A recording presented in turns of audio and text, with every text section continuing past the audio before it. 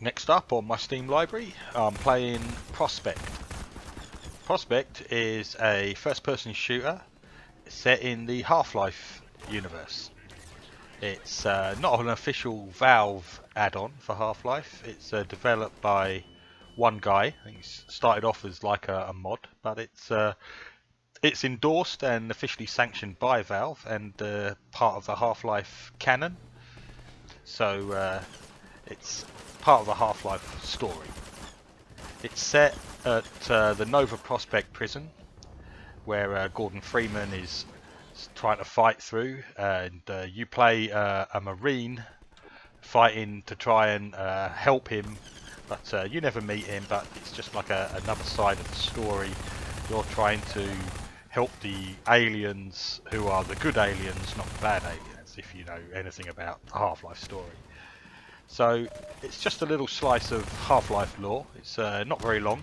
It's only about, I completed it in like 3 hours. So it's yeah, just a little slice of Half-Life lore and story.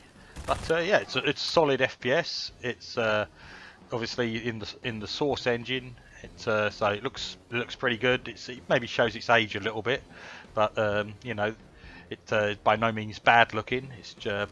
It plays perfectly brilliantly on any modern system.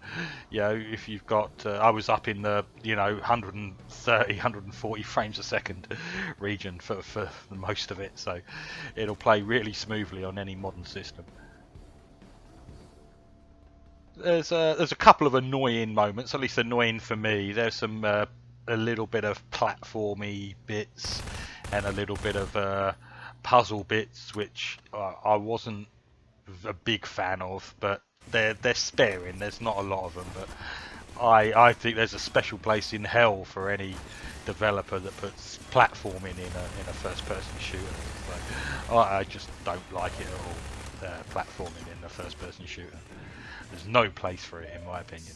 But I can get over it if there's only a few bits of it.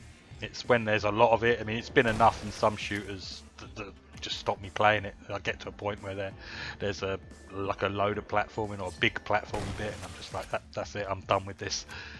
But yeah, I never got to that in this. There was only a few bits, and they were only short, so I could easily get over my hatred of them. But otherwise, yeah, it's a good solid shooter.